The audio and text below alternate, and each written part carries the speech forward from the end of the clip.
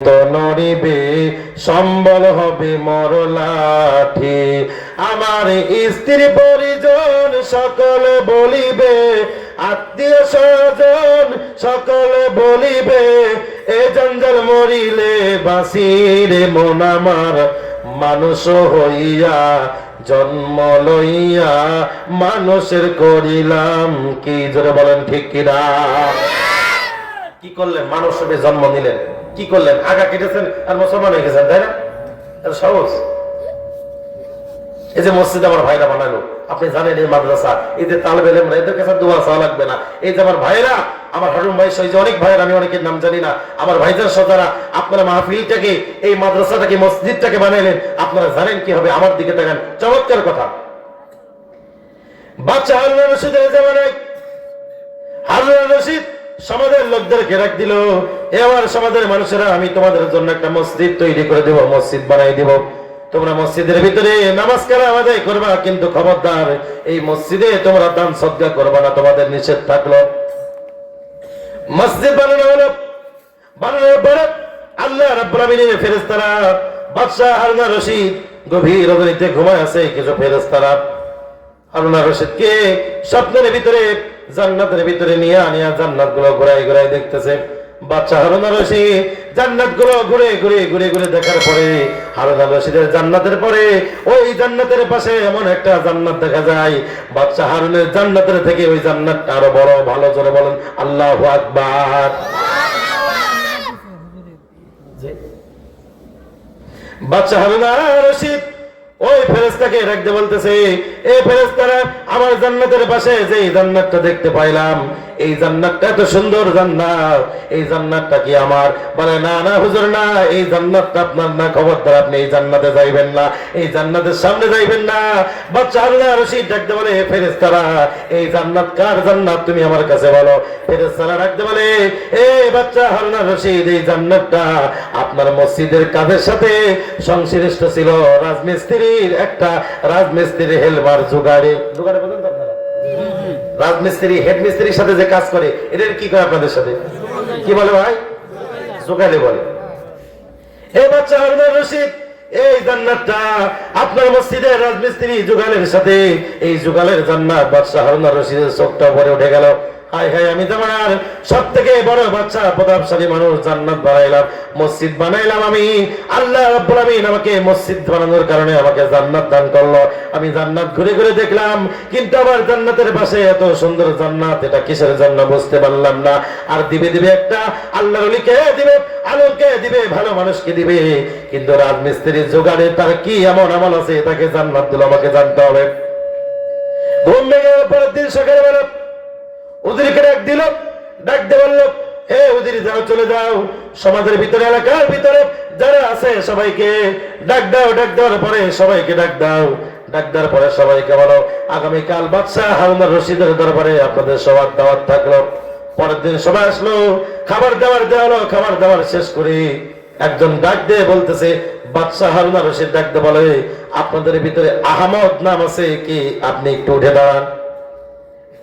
ভাইরা আহমদ রাজমিস্ত্রি জোগাড়ে উঠে দাঁড়ানোর পরে ডাক দিল, হুজুর, আমার কি বেয়াদবি হয়েছে? এত মানুষের ভিতরে আপনি আমাকে ডাক দিলেন, আমি তো বুঝতে পারলাম না। বাচ্চা হারুন রশিদ তার কাছে গেল, তার হাতটা ধরে ডাক দিয়ে বলে, বাবা, তুমি কি এমন আমল করো, কি এমন দান সদকা করেছো? আল্লাহ রাব্বুল আমিন, আমি জামানার সব থেকে বড় বাদশা, জামানার সব থেকে বড় মানুষ আলেম, আমার জান্নাতের থেকে তোমাকে বড় জান্নাত দান করেছে, আমি তো বুঝতে পারলাম না কি এমন আমল করেছো।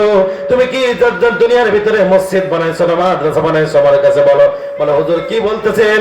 না না না, আমি সব থেকে গরিব মানুষ, আপনি বলেছেন আপনার মসজিদে দান করা যাবে না। তবে হুজুর, আমার বাপ দাদা পৈতৃক সূত্রে আমার বাবার ঘর ভাঙা হয়েছিল, ঘর ভাঙার সামনে আমি দুইটা পাথর পেয়েছিলাম। দুইটা পাথর কি পাইছিলাম? জোরে বলেন। দুইটা সামান্য পাথর পেয়েছিলাম। এই পাথরটা আপনি দিনের বেলায় আমাকে সবাইকে বলেছেন মসজিদে যাতে কেউ দান না করে। হুজুর, আমি ভয়ে ভয়ে রাত্রে বেলায় পিলার যখন গাঁথা হইতেছিল হুজুর সামান্য 2 টুকরা, এই সামান্য 2 টুকরা পাথর নিয়ে যা ওই মিনারের উপরে এইভাবে গেঁথে দিয়েছিলাম।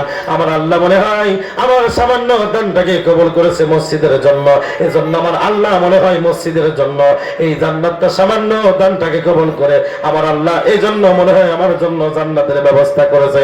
একটু বড় করে আওয়াজ তুলে বলা যাবেন আল্লাহু আকবার। তাহলে দেখেন সামান্য দানের বিনিময়ে আল্লাহ রাব্বুল আমিন তাকে জান্নাতের ভিতরে রুম তৈরি করে দিল। আর আমরা সমাজের ভিতরে এমন মানুষ আছি ভাইজান মসজিদ মাদ্রাসার দিকে খেয়াল করি না, নিজে 5 তলা বাড়ি কি করে 6 তলা করব এমন চিন্তা করি। আচ্ছা বলেন তো, আমার সাথে কথা বলেন তো ভাই, আমার দিকে তাকাই বলেন, আচ্ছা চোরে আল্লাহর বেশি ডাকে না গৃহস্থই রাখে? আপনার কি মনোযোগী হয়ে গেছে? দেখি তো, দেখি কোন জায়গায় আছেন।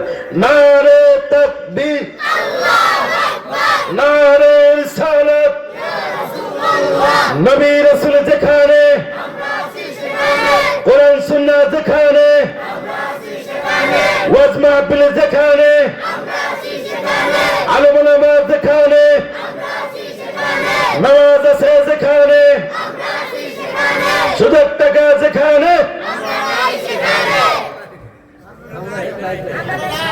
এই পিছনে কি আপনারা আছে? জোরে বলেন।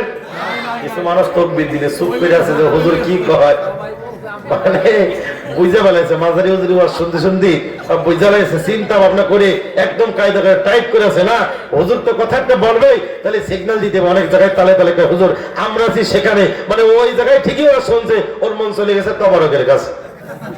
কথা বলেন না কেন ভাই? আজকের মাহফিলের প্রধান অতিথির নাম আপনারা জানেন? জানেন? বলেন তো কি?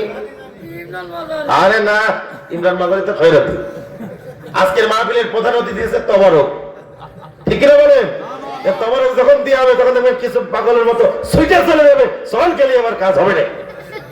হ্যাঁ যুবক ভাই, হাসির কথা যুবক, তুমি জানো না আজকে তুমি কি ভুল করতেছো।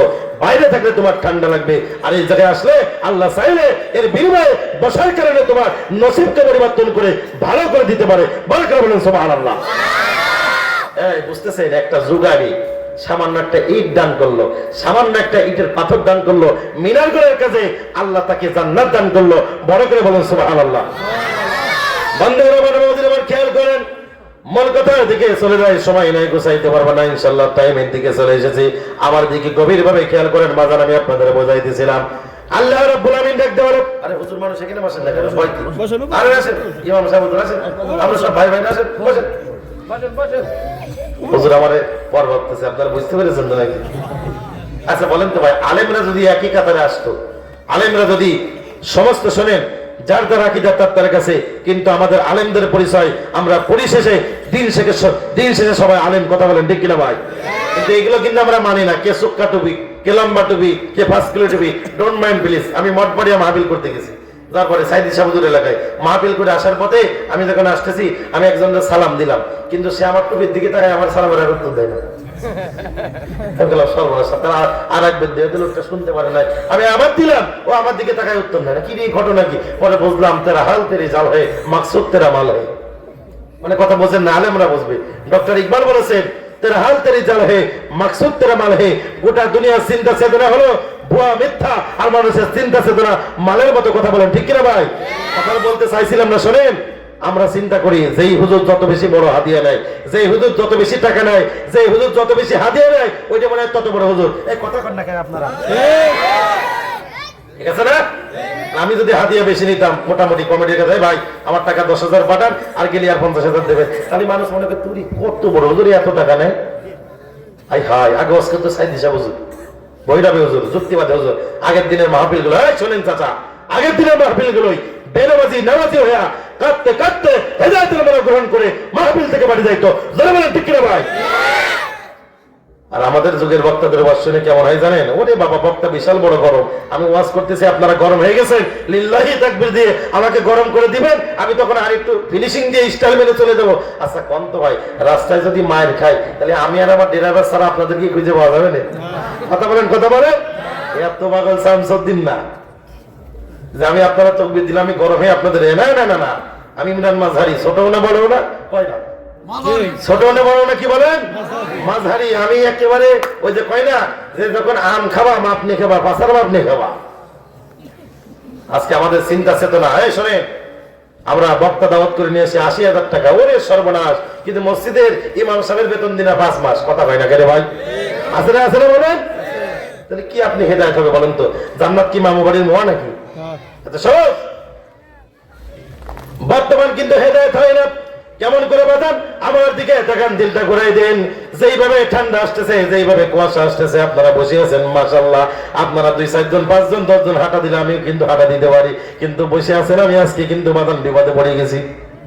আমার মুসলমান বন্ধুরা, আমার দিকে খেয়াল করেন, আমি আপনাদের ইসলাম সম্পর্কে বুঝাইতেছিলাম, নবীজি সম্পর্কে বুঝাইতেছিলাম, পিতামাতার হক সম্পর্কে বুঝাইতেছিলাম। বাজান রে, আমার দিকে তাকান, আমি আপনাদের আবার বলে যাই বাজান, আমি শুরুতে বলেছিলাম লা তাকনাতু মির রাহমাতিল্লাহ। আল্লাহ রাব্বুল আমিন ডাকতে বলে, দুনিয়ার বান্দারা, তুমি যত বড় গুনাহ করে না কেন, যতই গুনাহ করে না কেন, বান্দা তুমি শুনে নাও, তোমার গুনাহ যত বড়, আমি রাব্বে কারীমের দয়া রহমত তার থেকে বড়। খবরদার রহমত থেকে নৈরাশ হয় না। জোরে বলেন ঠিক কিনা ভাই? আমার মুসলমান বন্ধুগণ, আমার যুবক ভাইয়ের, আমার মুরব্বী আব্বাজির, আমার একটা পয়েন্ট আপনাদের মাঝ থেকে টান দিয়ে বিদায় এনে চলে দেবো। আমার দিকে দেখান, আশেক আপনাকে হতে হবে। কারণ বাজানো শুনলে কি লাভ, জানলে কি লাভ? লাভ হবে তার আমলে, আমলেও কোনো লাভ হবে না রসুল প্রেম না থাকলে দিলে। যারা বলেন ঠিক কিনা? রসুল প্রেম না থাকলে দিলে লাভ হবে কম, আমলে সুপারিশ করবেন নবী রোজ হাসরের ময়দানে। জ্ঞানীর মতো জ্ঞানী হলে অল্প কথাই বুঝে, কসুর মতো কসু হলে অল্প জালেই সিজে।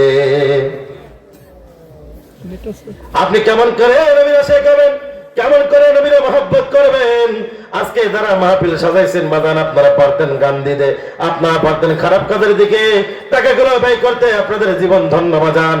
বাজান রে, আমি আগেই বলেছি, আমাদের কিন্তু বাবা নাই, আমাদের কিন্তু মা নাই।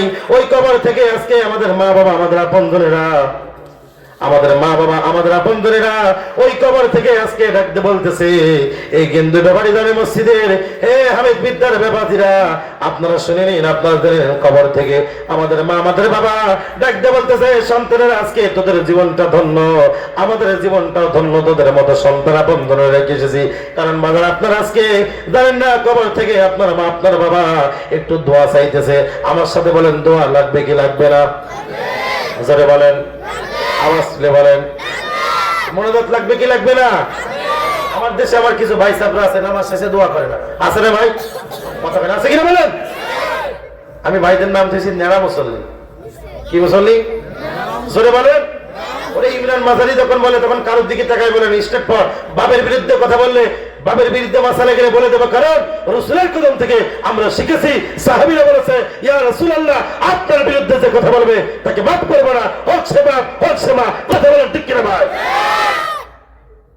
আল্লাহ রাসূলকে একদিন একজন ইহুদি থাপ্পড় মেরেছিল। কাকে থাপ্পড় মেরেছে চিন্তা করতেছে? যে নবীর গালের ভিতরে মশা মাসি পর্যন্ত বসা হারাম। বাজান, আমার দিকে তাকান, ইমোশনাল কায়দায় নবীর মহব্বতে দিলটাকে যদি সাজাইতে পারেন। সাহাবীরা নবীর ডান পাশে দাঁড়ানো, আল্লাহর নবী ইহুদির হাতটা ধরে ডাকতে বলে, ভাই রে, আজকে 7 দিন যাবত আমি খাই না, আমার গালের ভিতরে তুমি থাপ্পড় মারলা, দাও রে দাও, তোমার হাতটা গায়ে দাও, তোমার হাত থেকে দেখি। আমি 7 দিন 8 দিন না খাওয়ার কারণে আমার গোটা বডির ভিতরে গোস্ত নাই, সব হাড্ডি হয়ে গেছে, মুখের ভিতরে সব হাড্ডি হয়ে গেছে, তোমার হাতটা গায়ে দাও দেখি, তুমি হাতের ভিতরে ব্যথা পাইছো নাকি? হয়তো তোমার কেবল তোলার বেড়ে করেছে, ইহুদির মাথা দ্বিখণ্ডিত করে দিবে। আমার নবী ওমরের হাত ধরে বলল, ওমর রে, সাবধান, খামোশে যাও, তুমি সবাইকে মারতে যাও না, মারতে যাও না। সবাইকে যদি মারতে যাও, আমি যে রাহমাতাল লিল আলামিন, আমার নামের বরকতে নষ্ট হয়ে যাবে। তুমি মারতে যাও না, আমি তাকে বুঝাই সে কি বলতে চাই। আল্লাহর নবীর সামনে হযরত ওমর সেদিন ডাকতে বলেছিল, ইয়া রাসূলুল্লাহ, ইয়া হাবিবাল্লাহ, আপনি আমাকে মারতে নিষেধ করলেন, অথচ আমার বাবা আপনার বিরুদ্ধে কথা বলেছিল। আমি সেই ওমর, তাকে ছাড় দেয় নাই, ছাড় দেয় নাই, আমি আমার বাবা পর্যন্ত হত্যা করে ফেলেছি। জবান খুলে বলা যাবে আল্লাহু আকবার। আর আজকে আমরা মা বাবার জন্য একটু দোয়া করবো। আমার কিছু ভাই সাহেবরা এটাও বলে বিদআত। কি আশ্চর্য ব্যাপার, নামাজ শেষে আমরা আল্লাহর কাছে চাইবো। আচ্ছা বলেন তো ভাই, মনোযোগ আমরা চাই কার কাছে? জোরে বলেন, জোরে বলেন। আল্লাহর কাছে চাইলে আমার কিছু ভাই সাহেবরা বলে বিদআত। বান্দিরা, মানবতার আজকে যারা মাহফিল সাজাইছেন, কবর থেকে আপনার মা, আপনার বাবা, আমার সাথে বলেন, কাদের মা নাই? হাত তোলেন। মা নাই কার কার? মা মারা গেছে কার কার? কয়েকজন মানুষ আছে বাবা নাই কার কার? দুই হাত তুলে একটু আল্লাহকে দেখান। বাজান রে, অনেকের মা বাবা কবর জগতে বিদায় নিয়ে চলে গেছে। আমি ইমরান মাজারের দিকে তাকান, আজকে কত মানুষকে বাজান দুনিয়ার ভিতরে আমি আপনি দেখতে পাইলাম, কত মানুষ দুনিয়ার ভিতরে বাজান